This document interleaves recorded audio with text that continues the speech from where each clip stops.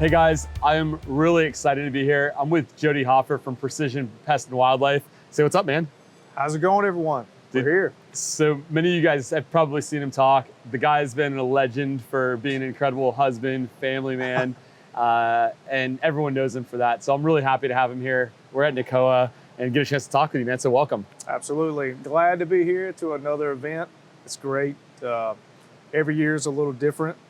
And this year, I'm not speaking this year. My lovely wife Stephanie is speaking, so I get to sit back and not have to sweat over practicing my speech. So I get to enjoy and mingle. So that's what I'm here for. Well, the good news is I get to make you sweat with some really tough questions, and so the good news is I didn't tell you any of these questions ahead of time. Absolutely. And so we're going to start right out of the gate, okay? Okay. So you have and by the way, I saw this the talk I saw you give at AAC was probably one of the most inspirational talks that I've ever seen. I walked out of that thing and I was like, man, good. That was the way I wanted it to direct. Did you feel good about that one originally? I think so. I mean, yeah, I was pumped for it because I literally, that's the way I implement my training. I guess it's a mindset anyway that I tried to live by. So I tried to pour that out into it. So hopefully you got that. And I can tell you this, and you may not be aware of this. So inside of Pest Daily right now, that talk is actually available. So we just published it last week. So it's really cool. So people can go check it out, which is neat. All right, man, you ready to do this? Let's do it. All right, so I decided I'm going to start with some different questions that we typically ask people. And the reason I wanted to do it is that I think someone like you who's had a lot of experience, I think that people are going to get to learn a lot from you in the way that you think about things, because you overcome some really cool stuff. Yeah. And over the years, your business went like this, like a lot of businesses do, right? Right. Right. And so the very first question I want to ask you is this, is that if you took a step back and thought about, back in the beginning, is if you're like, Seth, this was the biggest mistake that I made. What do you think that was? And take a second, because there's going to be someone out here that's going to go, man, I need to know what it is. So what do you think it was? As far as biggest mistake I've made, impacting growth or just in general? In general, man. Okay. This is your interview. That is a good question. And you can't say putting Stephanie in charge of the company. Yeah. not a mistake. Not a mistake. Something that had to be done. So taking a step back, I guess, biggest mistake, plenty mistakes been made, because that's how you really learn from your mistakes. So truthfully, a mistake is kind of a blessing, I guess, that we can learn from. Maybe not joining or being aware of groups like this to learn from other people's mistakes and experiences. But we got here as soon as we could, and we had to scrounge up the money to go to training back in the day. As soon as I went to training, it was on from there. And that's another little story. But I guess biggest mistake would be, as far as growth, still being into the business as much as I am, getting out and actually letting technicians do more of the work and things like that, so we can step back and grow the business. And it's hard to classify that as a mistake, but we could have done that a little bit sooner to help focus my intention on growth and other things that need to be, that no one sees that work that you do in the dark or after hours. So getting training done and getting my technicians in sooner, maybe investing in them. Do you think, so what I'm hearing from you, right, as a leader, and this is something that all leaders face at some point in their career, and I can tell you this, is I think I can even take a look at my companies, and I see it throughout these different growth phases that we're going through, is that, really what you're saying is that you've created a bottleneck for yourself throughout these different phases. You can't do it all. You can't do it all. Yeah.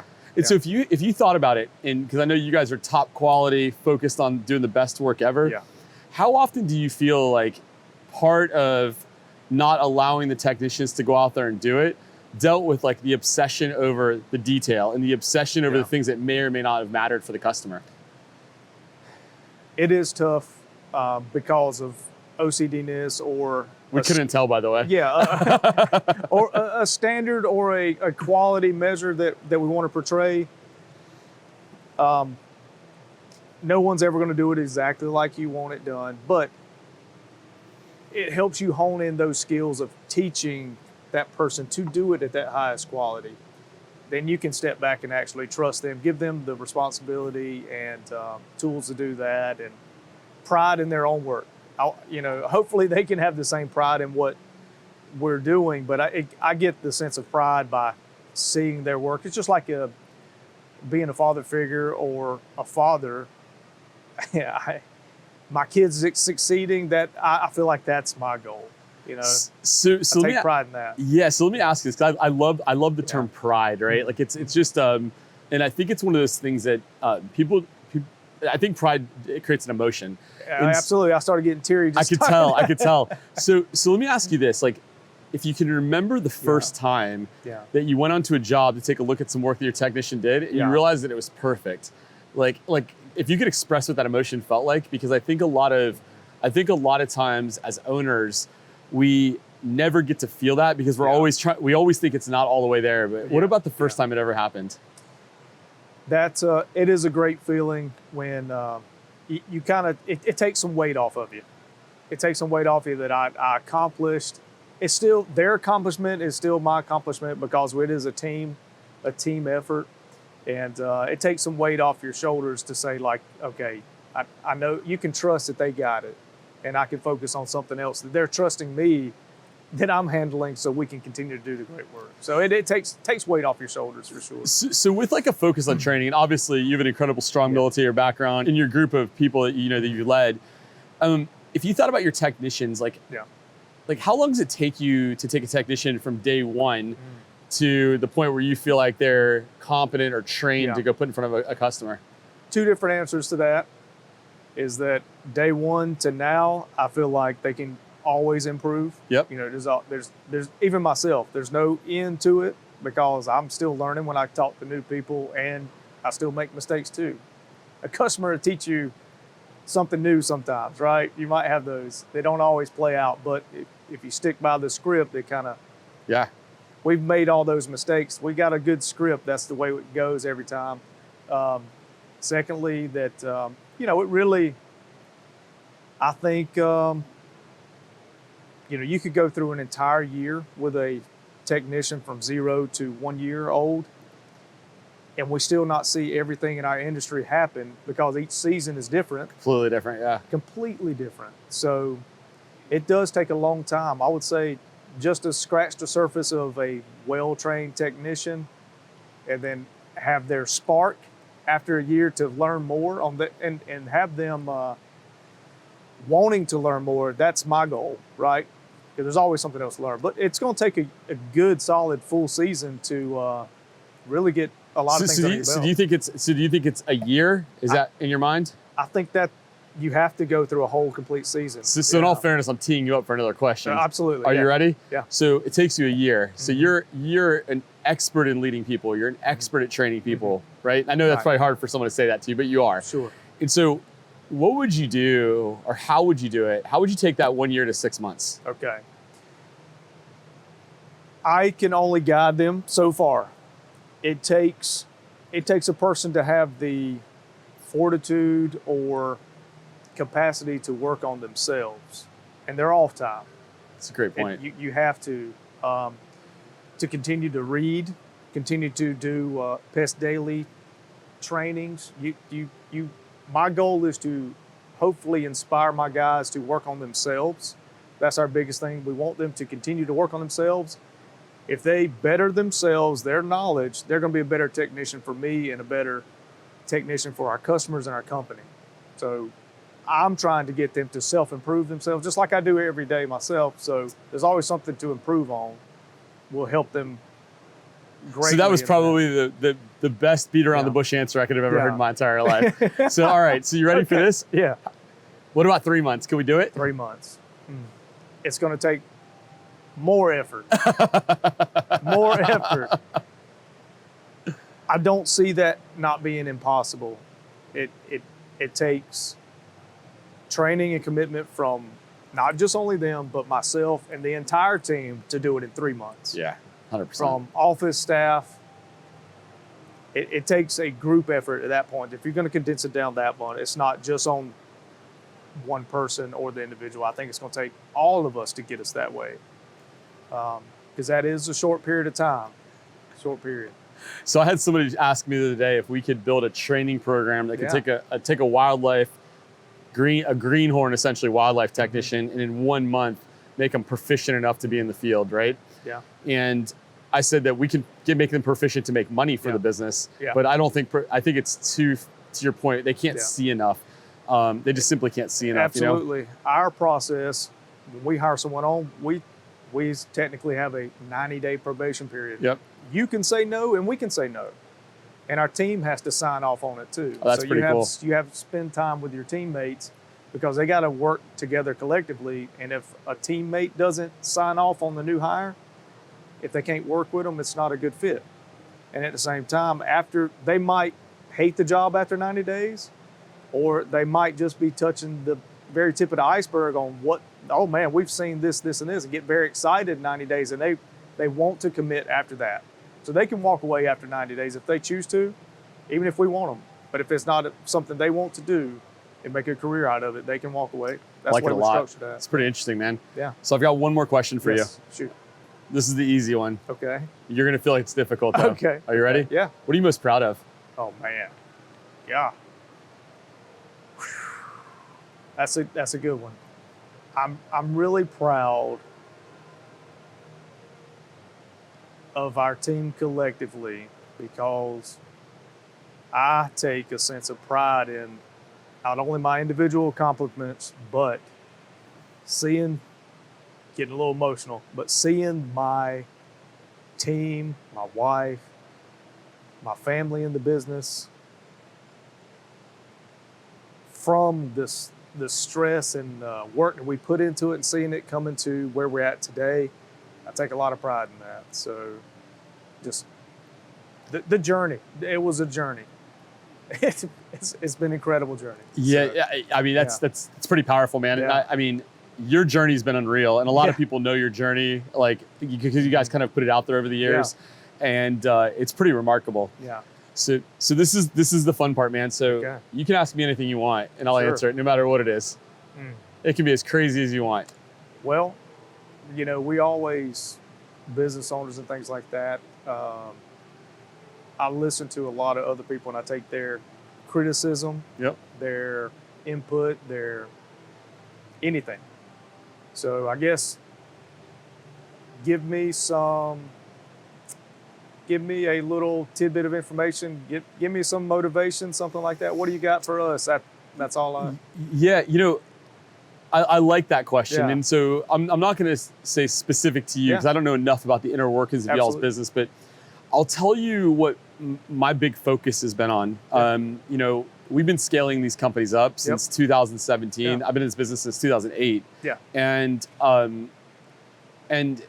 one of the things that I think all some advice, owner operators need to think about if they're, call it sub $5 million, and maybe even to that matter as they get a little bit bigger, is to make these companies incredibly successful is that it has to be highly simplified. Yes. And so what I mean by highly simplified may be different than most people think. And so is that every company should know their product and what they sell. And they should only sell it the way that's best for them. They shouldn't necessarily go, oh, customer, what do you want? No, we should sell you what's right because we're the experts.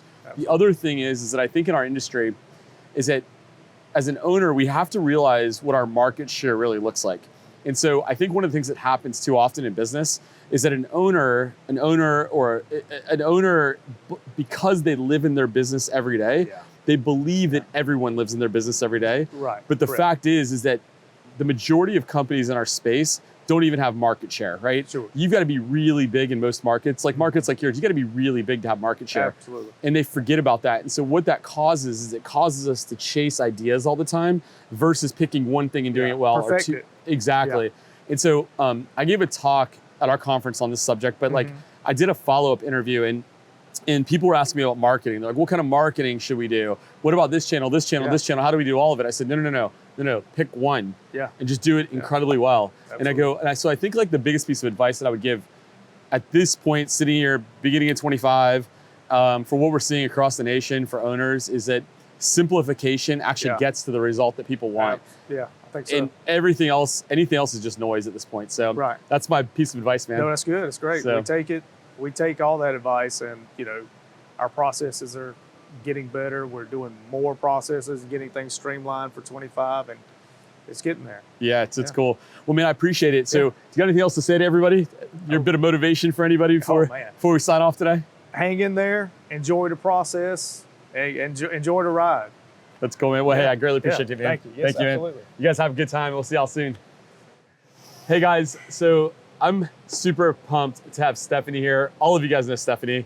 She's out there in the world. She's making it happen. She's speaking on basically the circuit at this point. Yeah. Changing people's lives, doing all kinds of different stuff. So say hi to everybody. Hello, everyone. So we're gonna do something a little bit different today. So Stephanie's been kind enough to take the interviewer seat. And so she's one of the few people that I think can sit across here and give me the hardest, most brutal questions. And so I'm gonna answer Stephanie's questions today. So hope you guys are ready. Are you ready? I'm ready. All right, I'll answer anything you want. Okay, let's start with, what are you passionate about? Tell us, like, really, what does it? Yeah, so I'll tell you in both my business life and personal life, because I went through a huge change years ago. Now it's been years ago now. And I had the big aha moment that everybody like wishes they have or thinks about having. And my big aha moment was I made a decision to stop chasing everyone else and to stop going, hey, how much money can I make today? And I had a chance to take a step back and go, what am I the most passionate about? And I realized what it actually was building these companies. Mm-hmm. And people hear me say that and they're like, oh yeah, whatever. But I went all the way. So when I made that decision, I actually sold off everything that I had that was unrelated to building pest companies and went all in on it. So I truly, from a passion standpoint, from a business standpoint, there's nothing that makes me happier than working with operators and actually seeing their companies grow and giving them features that they never thought they could have before. One of the things people don't know is I spend less than an hour a week actually on the Pest Daily brand or in the Pest Daily brand. I spend almost all of my time like actually working on in our consulting business or leading our consulting team. Okay. Because that's what I care about. Yes. So is that pretty interesting? It's different. That is, that's pretty awesome. But yeah, I mean, personally, I'm, like any other dad. I mean, I've got a 13-year-old son. I've got a wife that we've been together over 20 years. And, I think personally, the thing I'm most passionate about is like when I get to see my 13-year-old kid, like developing into a man, right? And he is now, and it's, and I see like traits from myself that he's 100 times better than I ever was. Or I see like the traits from my wife that like where her and I are different. And I'm seeing him being 100 times, better than her, right? Yes. And to me as a father, there's nothing greater. So yes, it's beautiful to watch our families and see them develop in ways that you're like, man, this is what I was hoping you would catch. I mean, your kids are doing it. I know. We're at 5 and 6 right now, and 10 and 15. So we're getting there. We're loving the journey and the process. Yeah, that's cool. So coaching's your passion. And really helping people. I say coaching. I think it's broader than that. So coaching is a function, right? Of course. But I think it's more of, if I really boiled it down, it's honestly showing people how to develop features that they never thought they could have. If I really had to boil it down, that's what I'm driven about. I mean, we've been on this road a long time, and I literally can look across like an audience of people at our events or places like here, and I can go, all of these people are actually millionaires because of the support that we provided them and the work that they've done. Not that, they've done the work, but that support, I can literally look at tons of millionaires now because of it. And I watch some of these companies that sell their companies and they get huge numbers. They're retiring. And I look at them and I'm like, I just feel happy to have been part of that, So that's awesome. Yeah. When would you say someone is ideal to step into that realm with you? Yeah, so we've expanded our business pretty substantially over the years. And so historically, the way that we operated was that we said, all right, you need to be roughly $1 million business before it really makes sense to talk with us. Because number one, financially, you have to be able to afford to work with our company. Of course. But number two, the bigger driver is that as we went down the road, is that it's really the company and the leader makes the biggest difference. And so the person has to be ready. And so we actually had developed years ago a process to determine readiness to work with us. And so out of about, if I went back last year, for every 10 companies that inquired with us, only one to two we would actually even take as a client. Not because we're like, oh, we're great, but because people were going, oh, this is like the silver bullet to our success. But that's not the truth. The silver bullet is them, and we're just a support function. And so, but yeah, so I would say for companies today, we have programs that go from a startup all the way up to roughly $50 million, maybe a little higher, but historically we didn't have those. Last year we started rolling out programs for the startups. We have Pest Daily, obviously can service anyone. And then our coaching operations have really expanded to where, in coaching operations, we have part-time programs, full-time programs. We're on wait list for those, but companies can start a little low, like probably from a revenue standpoint, 400,000 or 500,000, as long as the owner really has the right mindset. So does that answer your question? It does. So if you're kind of talking a little more on the metrics of where a company's at, what's an ideal client for you? Yeah, so there's a couple of things. So the first one is that a get rich quick person is not our client. So and someone who doesn't want to build a long-term sustainable business is not our client. Understood. People who should work with us, the ideal customer is, well, from a revenue standpoint, it's very broad now. But from an actual, it really comes down to the owner. It really comes down to the owner's mindset. Like the owner has to go, I want to go build a profitable business, and I am willing to learn how to do that. And I'm learning, and I want to go develop people around this so that I can get to the end. And the end is, they're either going to turn it over to their kids. Yeah. They're going to sell the business off, or we're going to develop a succession plan, and that may be a 10-year period, right? 10, 20-year period. So, and that's what we're experts at. Awesome. How long would you say clients stay with you normally? Yeah, so our client on average stays with 4.5 years at this point. So every client that's ever entered the coaching program that never sold their business, our retention today is over 90% are still with us. That's awesome. So, and now some have sold, like lots have sold over the years, of course. But 90% of them are still with us today from the very first time they ever started. Okay, that's awesome. Yeah. So cool. So that's your ideal person. Do you incorporate teams at all, or are you teaching leaders how to go back? Because one thing I would say that you're great at is you're great at taking people and teaching them how to think differently. And that's the whole point of growing a company. Yep. Like scale. How you can't scale unless you think different. So how would you? So yeah, and so we've expanded. Like so when we originally started the business, when we started this business back in 2017, I was running my tech companies. I was doing this for fun, and so because I just missed the industry. Yeah. And at that point, it was really a hobby for me, and it kept me building companies for fun. It wasn't really, I could care less about the money I was making in it, and I was running my tech companies. But if we fast forward till today, we've expanded in such a way that we support organizations through all the different levels of the organization now. And most people know this. We have our own service operations team, our own office optimization team.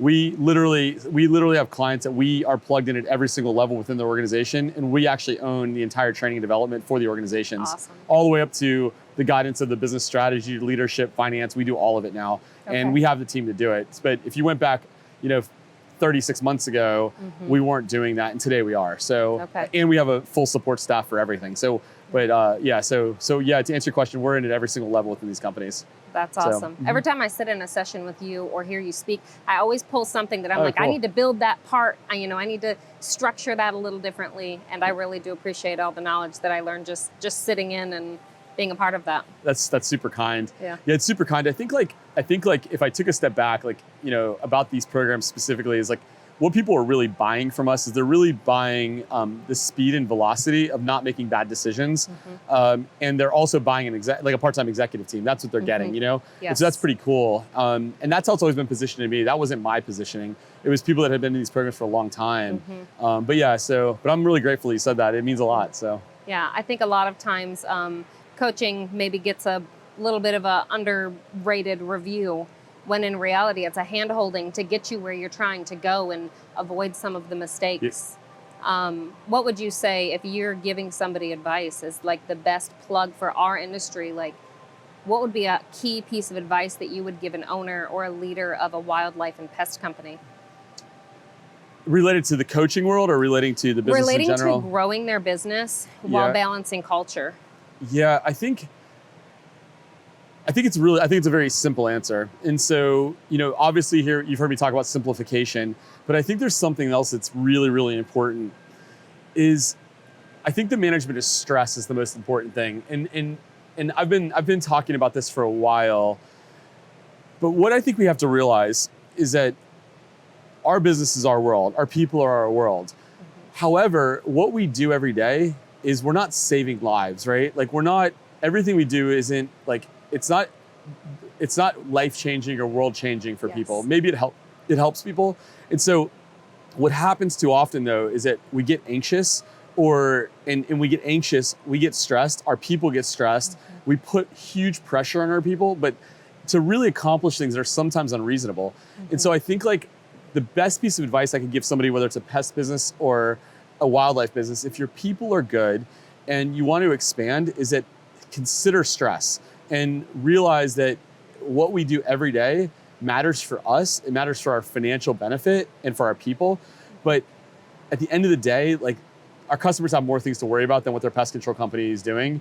And we should know that. And so I think like the best piece of advice is reduction of stress. In our industry, if people are stressed, like there's other things they should be thinking about than like taking it out. Like if you're financially stressed, cool, understand how to read a P&L. If you're growth stressed, then go learn how to actually be a better marketer.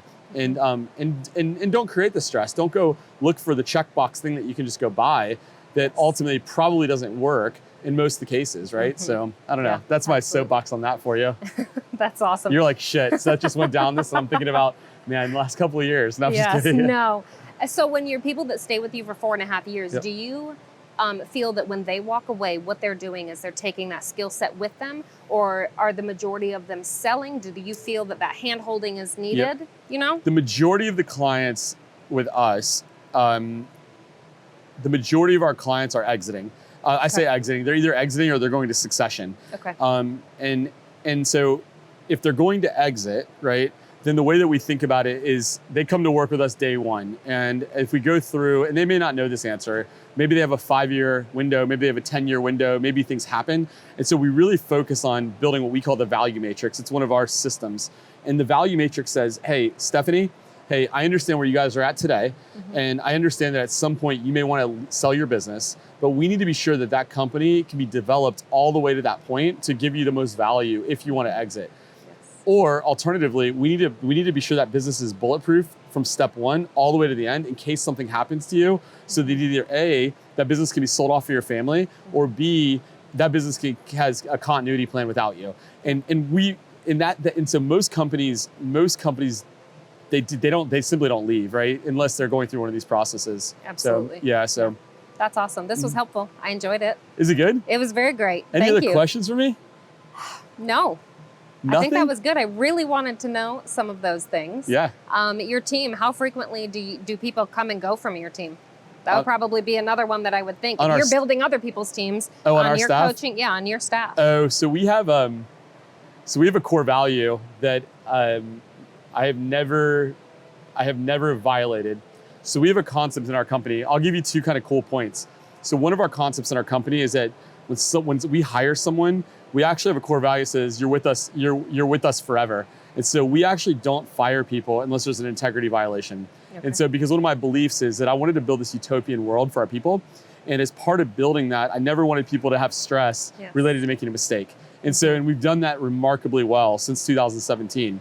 Now that said, the other thing that we do incredibly well is that we know who we're hiring next. And so the network we have is vast. And so I know to probably 80% certainty, the next people I'm gonna hire to put in the seats, right? And I know who they are, they're identified.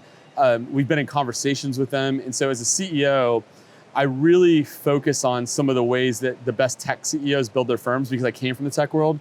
And the opportunity of a CEO in the tech world, they have to build a massive network of people, and they have to be able to pull them in. And so one of the things that I do, and this is really beneficial in our industry as well, is as an executive, is that I intentionally meet with my friends who are also successful, and I intentionally ask them who else I should know, not to network with them, but to know who the people are around me.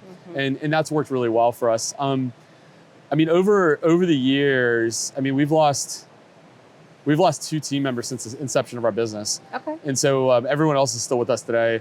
I lost a CMO 3 years ago, and then recently, and it made me sad, but recently we lost Amanda, who'd been with us for a long time. But I was happy for her because she left to go start her own dream, and honestly, I couldn't be happier for her. So that's awesome. which is great. So that is great. But that's how we do it. That's great. So you're a driver. You push your team too, but you want this utopia, right? So where's the balance here of I need or expect more, or we're going this direction, and then at the same time, that stress factor of we want to help mitigate this. So that's a great question. And so the interesting thing is I'm an incredibly hard driver. But when I built this business, I wanted to build the opposite of what I had always done. And I built it by design. And so I would tell you the places that I've made mistakes was that I wasn't a super driver. So I'm super passionate and we're super organized and made things happen. But I didn't drive super hard. So some of the stuff that we would advise companies, the way that I would have built a business historically, some of those practices we don't have. It's not that we don't drink our own Kool-Aid. I was trying to build a different type of business. And that was almost like a project for me. Now, what I would tell you is that the interesting thing about that over the years is that as of recently, our teams have expanded and they're incredibly excited. And so the team is now coming to me saying, hey, we want you to push harder. They caught it. They want us to go harder. And so the interesting for me is that's actually my core skill set. I'm a head of revenue by trade. And so now the team goes, hey, we want to go harder. We want to go faster. We want you to drive more. And I'm like, you're gonna get what you asked for, guys. Yeah. And so we're actually making kind of a cultural shift there, which is gonna be great for the industry, honestly. Because I'll get aggressive and we'll do bigger things. And so we have the next 2 years planned out. And there's some amazing things happening because the team's pushing it, not because of me. So okay. What would you say is something you kind of alluded to, maybe making a mistake or doing something different? What would you say is one of your biggest mistakes that you've made, that you've learned from? Yeah, so I had a really recent one, a really recent one that I actually was shocked. So internally within our company, and you guys see it all over online, we're out doing fancy dinners, we have all these things, and it's all the time, right? And so the team actually approached me, and I thought, hey, people love this. This is amazing, right? I'm giving experiences that people don't get to have all the time. And the interesting thing was the team approached and said, hey, we actually don't need that. And I was like, but I need that. That's how we do, that's who we are. And they're like, we actually don't really need to do this anymore. We actually want you to not spend the money. We actually want you to push this company to the next level.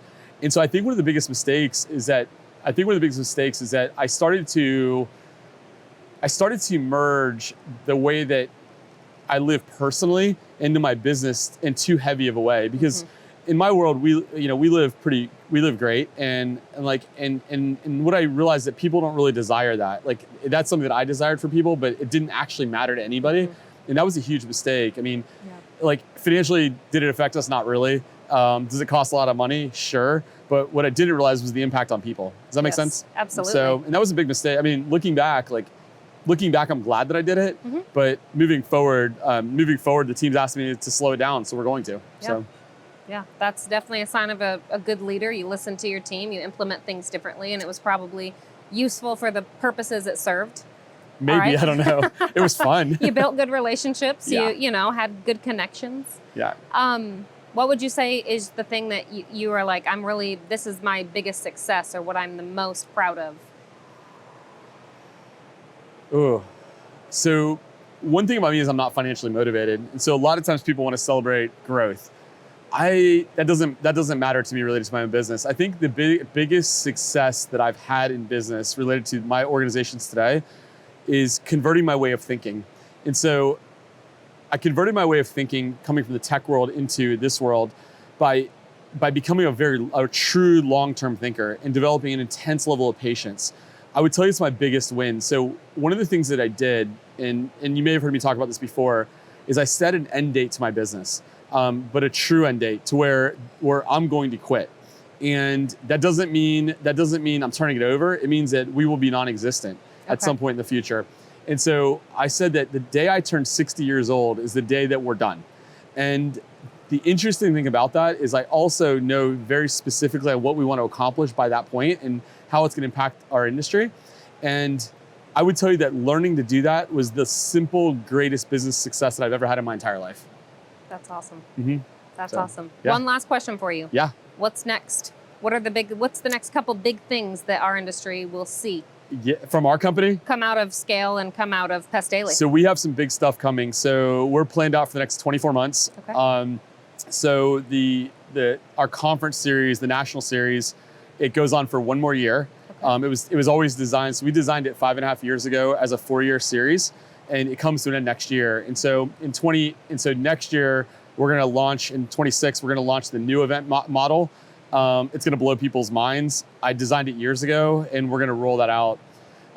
You're going to see us a lot more present nationally this year, and even more so in 26. We're going to launch 50 more courses this year. We haven't shared too much about this, but it'll be finished very soon. We built a state-of-the-art recording studio in Tampa. Awesome. We're building another one in Arizona this year. We already have a temporary one. And our level of content is gonna speed way up. I feel obligated to do it. And I feel obligated to really stay focused on that core value of we give away 75% and we monetize 25%. In our consulting world, we announced at our conference, we announced at the conference the Scale Matrix, which is a 2-year project I've been working on. And so that's gonna become more prevalent out in the world. So we literally built the matrix that says at every $1 million revenue plateau from 0 to $50 million, exactly what people should be focusing on by department in order, so that executives can actually go learn that process and move so they don't have to guess anymore. And so from an innovative standpoint, we spent 2 years building the knowledge base of everything we've ever done historically in a massive knowledge base around it. And so you're going to slowly see that come out over the next year, which I think is going to be greatly impactable. But that's the stuff we're working on. That's awesome. Yeah. I'm excited to see it. Yeah, it's pretty cool. I'm excited about it too. So Thank you. Yeah, Thanks absolutely. for sharing. Yeah. So, well, I appreciate you doing this today. Of course. I So- appreciate you having me. So, all right. So, one motivational thing to the audience. What's something you could tell everyone that's going to get them motivated? Because you're a killer. One motivational thing. Trust yourself. Great. Trust your gut. Go with it, and it'll take you a long ways. Guys, I hope you guys enjoyed this. I don't think I've ever done one of these before, but I mean, you did a great job, and I'm really grateful. And thank you again. So I really appreciate it. Yes, sir. Yeah, absolutely. Thank you. See you guys.